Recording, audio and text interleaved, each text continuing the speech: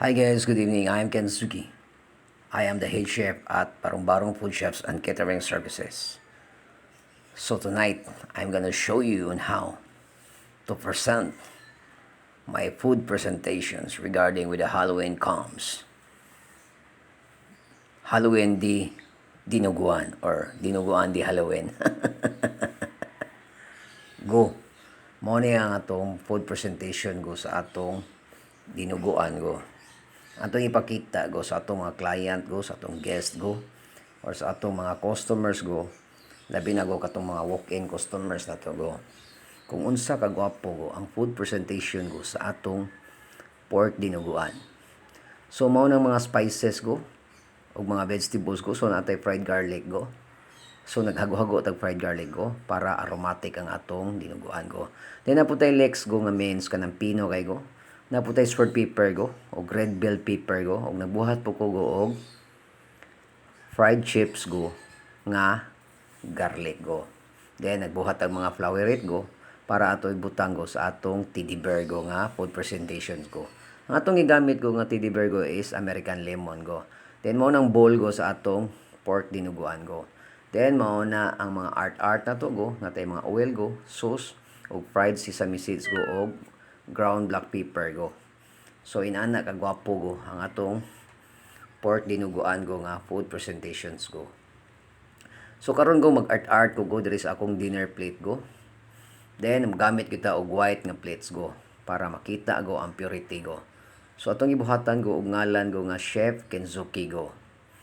So inana ta mo present sa atong food presentations go para na arte go. Then kana go is naggamit ta og sauce go. Then atong gitapingan go og fried toasted sesame seeds go.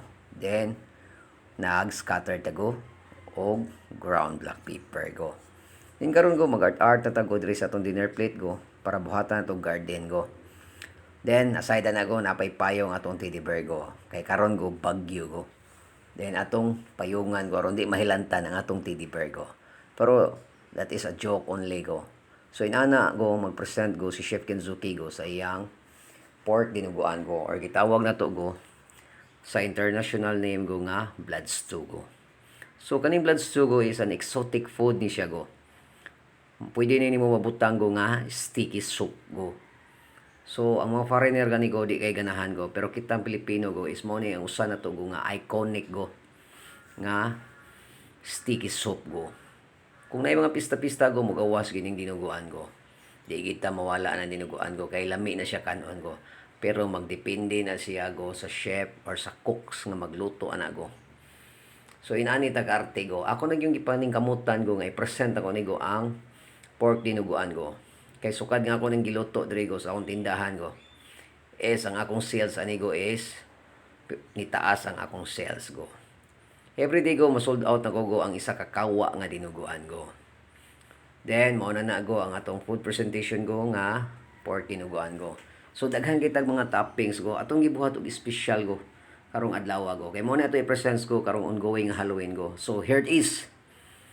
Salted blood stew known as pork dinuguan done by the renowned chef, Chef Kenzuki. So mo nang ambience go sa atong tindahan karon go.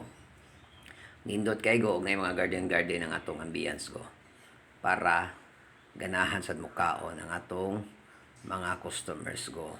Actually go natay mga walk-in customers go og naputay mga client go nga mga foreigner go. Nay Russian go, nay Australian go. Basta daghan kay go kay halos-halos kada adlaw go mukaon as diri go sa atong tindahan go. Then ang gibuhatan ako go ang plating go ngalan ako go nga Chef Kens go. So mao na nang bowl go sa tuniguan go dahang toppings go na red bell pepper go. Na limonsito go kanay sili go, na leeks kanang gitawag sa sibuyas dahon go, og sili espada go, og nasa siya fried garlic chips. Then inana ka gwapo go. Ang atong teddy bear go gibuhatan nato siya go og garden go para peaceful kay ang pagunahon na go. Nakita nimo teddy bear go unsa ka cute go. So inana ka gwapo atong dinuguan go. Kung mukaon mo diri go sa Barong Food Shop go. Tagaan ta mo assurance go kung unsa gid ka gwapo ang atong dinuguan go. Taas kay process go ang pagluto aning pork dinuguan ako go. Kay kaning dinuguan go is careful ka go kung magluto ka go.